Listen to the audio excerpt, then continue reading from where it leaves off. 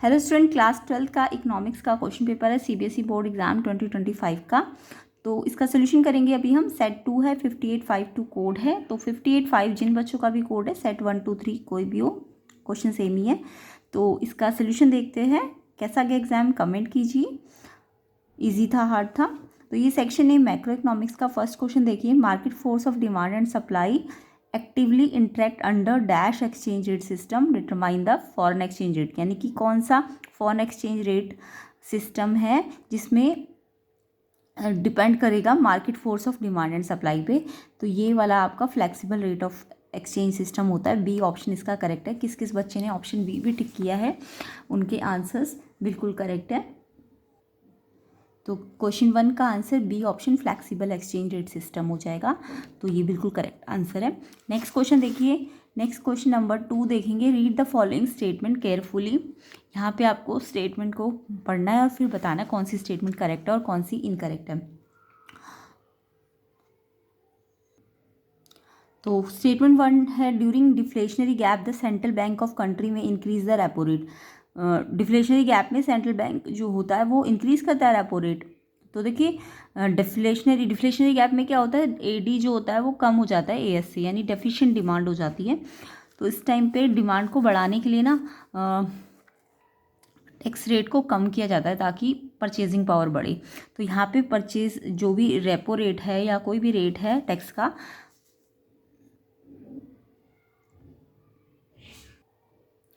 तो जो tax rate होता है वो कम होता है क्योंकि एडी कम हो गया ना, डिफ्लेशनरी गैप है तो एडी कम हो गया एएस से। तो टैक्स रेट कम करना पड़ेगा ताकि परचेजिंग पावर बढ़े और लोग डिमांड ज़्यादा करें, है ना। तो यहाँ पे टैक्स रेट कम होता है तो रेपो रेट कम करना पड़ेगा। तो यहाँ पे ये फॉल्स है, ये स्टेटमेंट करेक्ट नहीं है। पहली वाली इनकरेक्ट है। सेकेंड वाली देखो, सेकेंड वाली आपकी है, the government can reduce the deflationary gap bye purchasing government security in the open market. तो गवर्नमेंट क्या डिफ्लेशनरी गैप को कम करने के लिए गवर्नमेंट सिक्योरिटी को परचेज करती है। डिफ्लेशनरी गैप को ठीक करने के लिए गवर्नमेंट थोड़ी ना परचेज करती है, वो तो सेंट्रल बैंक जो बैंक होता है वो सिक्योरिटी को परचेज करते हैं ना। तो यहाँ पे लिखा है government can reduce the deflationary gap bye purchasing government security. तो यहाँ पे बैंक परचेज करता है ना।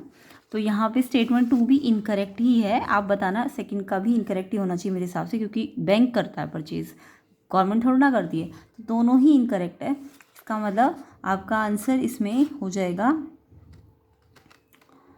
डी ऑप्शन होना चाहिए। 1 और 2 आर फॉल्स। किस किस बच्चे ने डी ऑप्शन पे टिक किया है उनका आंसर सही होना चाहिए। ठीक है, थर्ड क्वेश्चन देखते हैं। थर्ड क्वेश्चन है, under the Keynesian theory reference line is a straight line passing through the origin drawn at an angle of. जो रेफरेंस लाइन होती है वो कौन से एंगल पे बनती है। तो देखो, जो हमारा चाहे हम कोई भी कर्व बनाते हैं तो यहाँ पे जो रेफरेंस लाइन होती है वो इसका स्लोप क्या होता है, 1 होता है। और 1 आपका एंगल 45 पे होता है ना। स्लोप 1 होना चाहिए तो एंगल 45 होना चाहिए। तो बी ऑप्शन इसका 45 डिग्री होगा। किस किस बच्चे ने 45 डिग्री पे किया है करेक्ट, कमेंट करना। बिल्कुल ठीक है इनका आंसर। फोर्थ देखिए, according to data presented in the union budget 23-24 the total receipt of government other than borrowing and the total expenditure are esteemed as 20 lakh crore and 45 lakh crore respectively, therefore the value of dash deficit would be 25 lakh। तो 25 लाख कैसे आई होगी, TR में से इनको हटा के ना, other than borrowing को हटा के, तो 45 माइनस 20 करूँगी तो 25 ही आएगा। यानी ये कौन सा वाला है, जब आप टीआर माइनस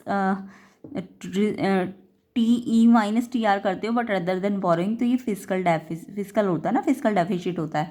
तो यहाँ पे बी ऑप्शन आएगा क्योंकि एक्सपेंडिचर ज़्यादा है ना आपके, टोटल एक्सपेंडिचर। तो इसमें से जब आप इसको माइनस करोगे तो डेफिसिट में आएगा, तो फिजिकल डेफिसिट होगा। बी ऑप्शन किस किस बच्चे ने लिखा है फोर्थ का, तो फोर्थ का आंसर बी फिजिकल डेफिसिट। तो डेफिसिट तो लिखा ही था, फिजिकल लिखना था आपको। बी ऑप्शन इसका करेक्ट है। नेक्स्ट क्वेश्चन देखिए। नेक्स्ट क्वेश्चन नंबर 5 देखेंगे। स्टेटमेंट 1 है, marginal propensity to consume MPC exhibit the consumption per unit of income. तो यहाँ भी स्टेटमेंट वाला क्वेश्चन है। मार्जिनल प्रोपेंसिटी एमपीसी क्या consumption per unit of income होता है? नहीं, consumption per unit of income तो एपीसी होता है, आपने पढ़ा होगा, है ना। एमपीसी तो आपका change in C by change in Y होता है। ये बोल रहा है कि सी बाय वाई होगा, जबकि एमपीसी मार्जिनल एडिशन, मतलब जो भी एडिशनल कंजप्शन और एडिशनल इनकम पे जो चेंज आता है उसका रेशो होता है ना। तो MPC change in C by change in Y, इनके अकॉर्डिंग ये सी बाय वाई बोल रहे हैं, तो ये गलत है। एमपीसी सी बाय वाई थोड़ी ना होता, वो तो एपीसी होता है आपका। तो यहाँ पे अच्छा ये ठीक है, इन्होंने बोला कि एमपीसी एग्जिबिट करता है। एग्जिबिट मतलब वो उसको नहीं मानता है ना, एग्जिबिट, तो इसलिए ये एग्जिबिट लिखने के कारण ये करेक्ट है कि ये सी बाय वाई नहीं होता, तो ये करेक्ट स्टेटमेंट है फर्स्ट वाली। एंड सेकंड वाली देखो, as the national income of country rises the proportionate increase in the consumption is always more than increase in income. तो जैसे जैसे नेशनल इनकम बढ़ती है तो जो इंक्रीज इन कंजप्शन होता है वो इंक्रीज इन इनकम के कंपैरिजन में ज़्यादा आता है? नहीं, जैसे जैसे इनकम बढ़ती है आप सेविंग करने लगते हो तो सेविंग ज़्यादा से ज़्यादा होने लगती है। तो जो डेल्टा सी जो होता है वो डेल्टा वाई से क्या हो जाता है, कम हो जाता है। तो यहाँ पे बोला कि ये बढ़ जाता है डेल्टा सी, जब इनकम बढ़ेगी तो डेल्टा सी कम हो जाएगा डेल्टा वाई से, है ना। तो यहाँ पे ये रॉन्ग स्टेटमेंट है। तो फिफ्थ का फर्स्ट स्टेटमेंट करेक्ट है बट सेकंड वाली इनकरेक्ट है। ए ऑप्शन इसका करेक्ट आंसर है। फर्स्ट ट्रू है बट सेकंड वाला फॉल्स है। ठीक है, नेक्स्ट क्वेश्चन देखो, in a two sector economy aggregate supply can be determined by adding dash and dash. तो जब दो ही सेक्टर होते हैं इकोनॉमी के, यानी कि कोई एक्सपोर्ट इंपोर्ट नहीं होता, तो दो सेक्टर इकोनॉमी में एग्रीगेट सप्लाई किससे बनती है? दो, जस्ट आपका एग्रीगेट सप्लाई सी और एस से मिलके बनती है। ये दो सेक्टर इकोनॉमी का कंडीशन होता है। तो कंजप्शन और सेविंग इन दोनों को मिला के बनती है। ऑप्शन सी इसका करेक्ट है क्वेश्चन 6 का। तो ये तो सभी को आता होगा, टू सेक्टर इकोनॉमी में सी प्लस एस होता है ना, ए एस। नेक्स्ट देखिए, next question number 7, read the following statement carefully. तो यहाँ पे स्टेटमेंट 1 है, foreign aids are the capital receipt for the government. Foreign aids जो होती है वो कैपिटल रिसिप्ट होती है गवर्नमेंट के लिए। तो देखो फॉरेन एड का मतलब मदद, जो भी फॉरेन मदद मिलती है वो क्या कैपिटल रिसिप्ट होती है। तो कोई भी ग्रांट या जो भी एड हेल्प मिलती है वो एक रिवेन्यू रिसिप्ट होती है, क्योंकि उसे वापस थोड़ा करना होता है ना, तो रिवेन्यू रिसिप्ट होती है ये। तो ये इनकरेक्ट है। ओके, नेक्स्ट देखो, सेकंड डिसइन्वेस्टमेंट जो होता है वो एसेट्स को कम करता है गवर्नमेंट के। यस बिल्कुल ठीक है, डिसइन्वेस्टमेंट एसेट को कम कर देता है, तो ये सेकंड वाला करेक्ट है बट फर्स्ट वाला इनकरेक्ट है। ऑप्शन बी इसका आंसर होना चाहिए। सेवेंथ का फर्स्ट फॉल्स है बट सेकंड ट्रू है। बी ऑप्शन इसका करेक्ट आंसर है। नेक्स्ट क्वेश्चन देखिए, 8th, from the following identify the situation which indicate the current account surplus in the balance of payments account. तो BOP का surplus अगर आ रहा है तो सरप्लस कब आता है बीओपी में? बीओपी में सरप्लस जो होता है तब आता है जब टोटल रिसिप्ट ज़्यादा होती है और टोटल पेमेंट कम होती है ना। टोटल रिसिप्ट ज़्यादा टोटल पेमेंट से, तो अब वो रिसिप्ट करंट अकाउंट की ज़्यादा होगी किससे? पेमेंट से ज़्यादा होगी, इक्वल होगी, ऐसे ऑप्शन है। तो आपको पता है रिसिप्ट क्या आनी चाहिए? ज़्यादा होनी चाहिए पेमेंट से, तो तब बीओपी सरप्लस में होता है। तो इसका आंसर फर्स्ट वाला होगा, excess of receipt on current account over the payments. ऐसे रिसिप्ट ज़्यादा होनी चाहिए, पेमेंट कम होनी चाहिए, तो ए ऑप्शन इसका करेक्ट आंसर है। नेक्स्ट क्वेश्चन देखो 9, to arrive the value of net value added at market price dash must be to या from gross value added at market price. तो यस, अगर आपको नेट किसी भी चीज़ का नेट चाहिए तो आप ग्रॉस में से क्या करते हो? वैल्यू तो क्या क्या हटाते हो ग्रॉस में से? तो ग्रॉस में से हम क्या हटाते हैं? डेप्रिसिएशन हटाते हैं ना। तो और ग्रॉस में से हटाते हैं तो सब्ट्रैक्ट करते हैं। तो बी ऑप्शन इसका आंसर है कि नेट पाने के लिए आप डेप्रिसिएशन को सब्ट्रैक्ट करते हो, किस में से? ग्रॉस में से, है ना। तो ग्रॉस में से जब सब्ट्रैक्ट करोगे डेप्रिसिएशन तो आपको नेट मिल जाएगा। तो बी ऑप्शन 9th का आंसर है। किस किस बच्चे ने लिखा है? बिल्कुल ठीक है। वीडियो को शेयर कीजिए, ज़्यादा से ज़्यादा लाइक कीजिए। अदर कोर्स के सोल्यूशन भी मिल जाएंगे आपको, इसके जो न्यूमेरिकल पोर्शन होंगे वो भी मिल जाएंगे। 1000 लाइक आएंगे तो मैं न्यूमेरिकल्स भी जल्दी जल्दी करा दूंगी, तो आप जल्दी जल्दी लाइक एंड शेयर कर देना वीडियो को। 10th क्वेश्चन देखो, identify which of the following does not represent a public good. इसमें से कौन सा पब्लिक गुड नहीं है? नॉट वाला ढूंढना है पब्लिक गुड। तो free vaccine provided by the government. Government अगर फ्री वैक्सीन दे रही है ये तो पब्लिक गुड है, सबको मिलेगा फ्री में, है ना, पब्लिक को मिलेगा, है ना। गवर्नमेंट तो पब्लिक को देगी ना, तो ये पब्लिक गुड है। डिफेंस सर्विस जो मिलिट्री देती है वो भी सबको मिलती है, तो ये भी पब्लिक गुड है, बट आपको तो नॉट वाला ढूंढना है। Purchase of railway ticket by an individual. अगर कोई इंडिविजुअल रेलवे टिकट खरीदता है तो ये पब्लिक थोड़ी ना है, वो तो अपने लिए खरीद रहा है ना, तो ये पब्लिक नहीं है, तो सी ऑप्शन इसका आंसर है। बाकी डी आपका स्ट्रीट लाइट जो सिटी म्यूनिसिपैलिटी लगाती है वो पब्लिक के लिए लगाती है ना, तो सी ऑप्शन इसका आंसर है कि ये वाला आपका पब्लिक गुड नहीं है। ये तो किसी एक जने ने लिया है ना, एक इंडिविजुअल ने लिया है, तो ये वाला पब्लिक गुड नहीं है, इनकरेक्ट है ये, है ना। तो यही वाला टिक करना था आपको। 10th का आंसर सी किस किस बच्चे ने लिखा है कमेंट ज़रूर करना।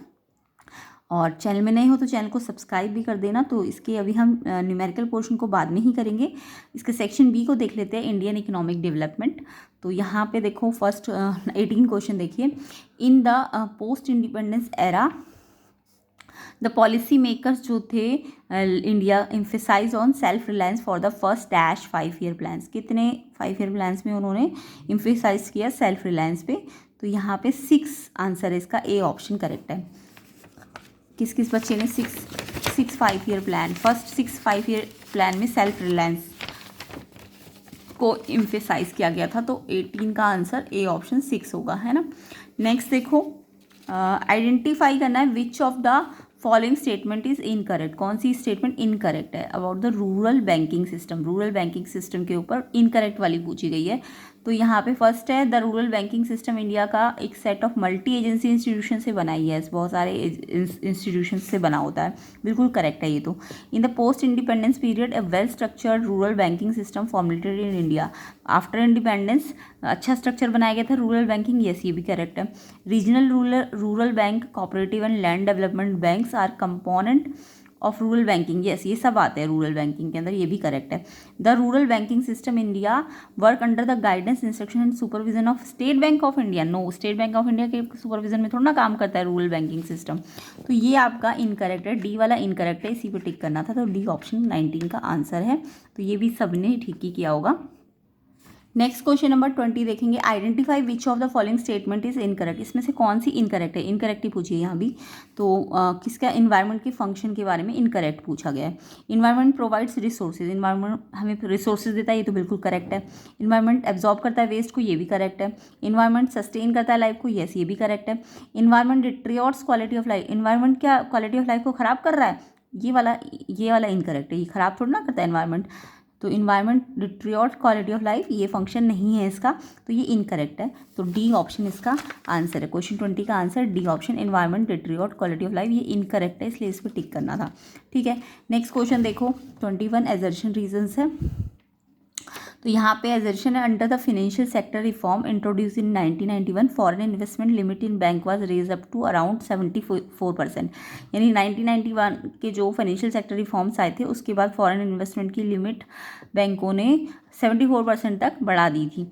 यस, एकदम से 74% नहीं हुआ था, बट धीरे धीरे करके हो गया था। अप टू लिखा है ना, यानी हुआ था 74 के अप्रॉक्स, 74% के अप्रॉक्स हुआ था, तो धीरे धीरे हुआ था, एकदम से नहीं हुआ था, बट हो तो गया था। तो एजर्शन आपका ठीक है। रीज़न देखो, फॉरेन इंस्टीट्यूशनल इन्वेस्टर जो थे allowed to invest in Indian financial market post 1991। तो यहाँ पे आपका रीज़न भी ठीक है, हाँ, क्योंकि इन्होंने इन्वेस्ट करना स्टार्ट कर दिया था ना 1991 के बाद। तो एजर्शन रीज़न करेक्ट है, बट एक दूसरे का ये रीज़न एक्सप्लेन नहीं कर रहा, जस्ट करेक्ट है। तो ऑप्शन बी इसका आंसर है। 21 का आंसर ऑप्शन बी है, जस्ट करेक्ट है दोनों। बहुत एजर्शन रीज़न ट्रू है, but reason not explain, B option इसका आंसर है।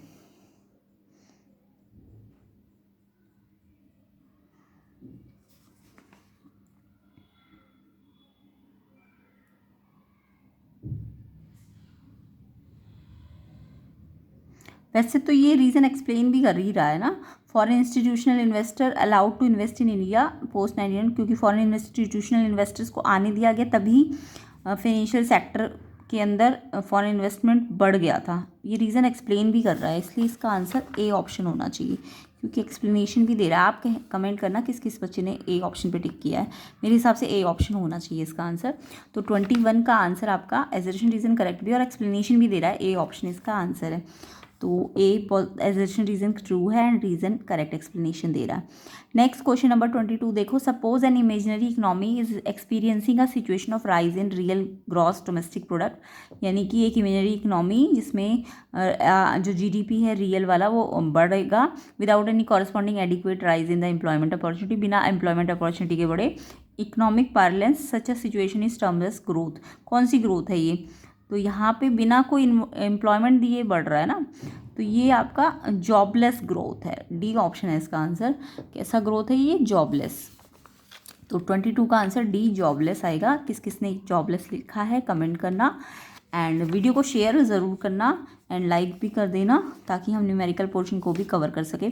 23 देखो, स्टेटमेंट 1 है, the British policy led to huge employment generation in the secondary and tertiary sector of Indian economy. जो ब्रिटिश पॉलिसी थी उसने बहुत ज़्यादा एम्प्लॉयमेंट जनरेट किया था सेकेंडरी एंड टर्शरी सेक्टर में। नहीं, बहुत ज़्यादा तो नहीं किया था, इंडियन इकोनॉमी के लिए थोड़ा काम किया था उन्होंने, तो ये इनकरेक्ट है आपकी। सेकेंड वाला देखो, ये फॉल्स है। The real motive of the colonial government infrastructural development was to benefit interest of India. जो मोटिव था कॉलोनियल गवर्नमेंट का, वो इंफ्रास्ट्रक्चर डेवलपमेंट करना चाहते थे इंडिया के इंटरेस्ट के लिए, बेनिफिट के लिए। वो उनका बेनिफिट थोड़ा चाहते थे, वो तो अपना बेनिफिट चाहते थे। तो सेकंड वाला भी आपका इनकरेक्ट ही है। फर्स्ट भी इनकरेक्ट है, सेकंड भी इनकरेक्ट है। डी ऑप्शन इसका आंसर है, दोनों ही इनकरेक्ट है। तो both statement 1 and 2 are false. D option है इसका आंसर। नेक्स्ट देखो 24, read the following statement carefully. ये भी 1-2 स्टेटमेंट ही है। तो स्टेटमेंट 1 है, the purchase of food grains made by government on the minimum support price is maintain as buffer stock. जो purchase करती है गवर्नमेंट फूड ग्रेन्स को मिनिमम सपोर्ट प्राइस पे, वो मेंटेन करता है बफर स्टॉक को। हाँ, ये करेक्ट है, करेक्ट है ये। सेकंड देखो, minimum support price safe guard है फार्मर्स के लिए, ताकि कभी प्रोडक्ट प्राइस में कमी आ जाए तो तब वो काम करता है एमएसपी। यस, ये इसीलिए तो बनाया गया ना गवर्नमेंट ने। तो स्टेटमेंट 1 और 2 दोनों ही करेक्ट है। फर्स्ट भी करेक्ट है एंड सेकंड भी करेक्ट है 24 का। ऑप्शन सी दोनों ही करेक्ट है ना। तो option C 1 and 2 are true. Next देखो, नेक्स्ट आपको इसमें दिखाया है similarity in policy of India and Pakistan, mix economic system, green revolution. और फिर क्या लाए, दोनों कंट्री क्या क्या लाई? एक तो इकोनॉमिक सिस्टम लाई, ग्रीन रेवोल्यूशन लाई, और क्या लाई? और दोनों ही इंपोर्ट सब्सटीट्यूशन भी अप्लाई किया उन्होंने, यानी कि फॉरेन जो एक्सपोर्ट होता था उनको उन्होंने अपने डोमेस्टिक से क्या करा? सब्सटीट्यूट किया, रिप्लेस किया। तो डोमेस्टिकली वो चीज़ें अवेलेबल कराने लगी विदाउट एक्सपोर्ट किए, है ना। तो इसे इंपोर्ट सब्सटीट्यूशन ये दोनों ने ही यूज़ किया था।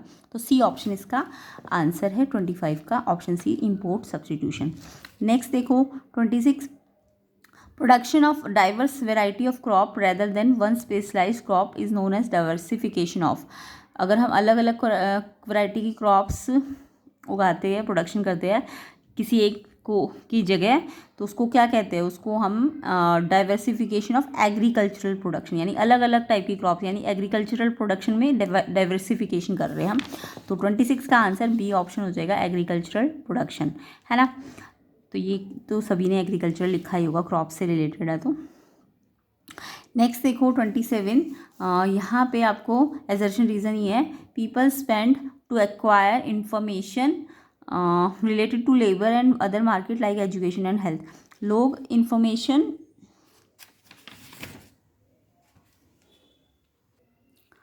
तो एजर्शन है, people spend to acquire information related to labour and other market like education health, यानी लोग इन्फॉर्मेशन लेने के लिए लेबर से रिलेटेड या जितनी भी एजुकेशन हेल्थ से लोग इसके लिए खर्चा करते हैं। यस, लोग खर्चा ही तो करते हैं। अगर एजुकेशन चाहिए, है ना, तो कुछ भी ऐसी चीज़ चाहिए, हेल्थ चाहिए, तो लोग खर्चा ही तो करते हैं। एजर्शन बिल्कुल ठीक है।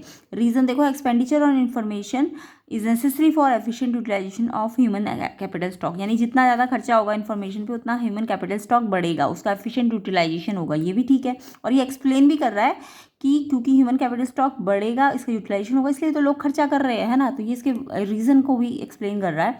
तो आपका 27 क्वेश्चन का एजर्शन भी ठीक है, रीज़न भी ठीक है, और एक्सप्लेनेशन भी ठीक है। ए ऑप्शन इसका आंसर होगा। Assertion reason are true and reason क्या कर रहा है? एक्सप्लेन करेक्ट कर रहा है। तो ए ऑप्शन इसका आंसर है। तो आई होप सबने 27 का ए ऑप्शन टिक किया है। कमेंट ज़रूर करना एंड वीडियो को ज़्यादा से ज़्यादा शेयर कर देना। इसके न्यूमेरिकल पोर्शन को भी कवर करेंगे, अदर कोड्स के सोल्यूशन भी आपको मिल जाएंगे। प्लेलिस्ट चेक कर लेना, लिंक डिस्क्रिप्शन में। इसका पार्ट 2 बनेगा तो उसका लिंक भी डिस्क्रिप्शन में डल जाएगा, तो आप चेक कर लेना। एग्जाम कैसा गया, कौन सा सेट ईजी लगा आपको, कमेंट ज़रूर करना सारे बच्चे। एंड ये जितने भी MCQs है इसमें से कितने ठीक है ये भी बच्चे बताना सारे, कि हमारे कितने आंसर्स ठीक है। तो आई होप सबका एग्ज़ाम अच्छा ही गया होगा। तो वीडियो को शेयर करना, लाइक करना, चैनल में नए हो तो चैनल को सब्सक्राइब ज़रूर करना।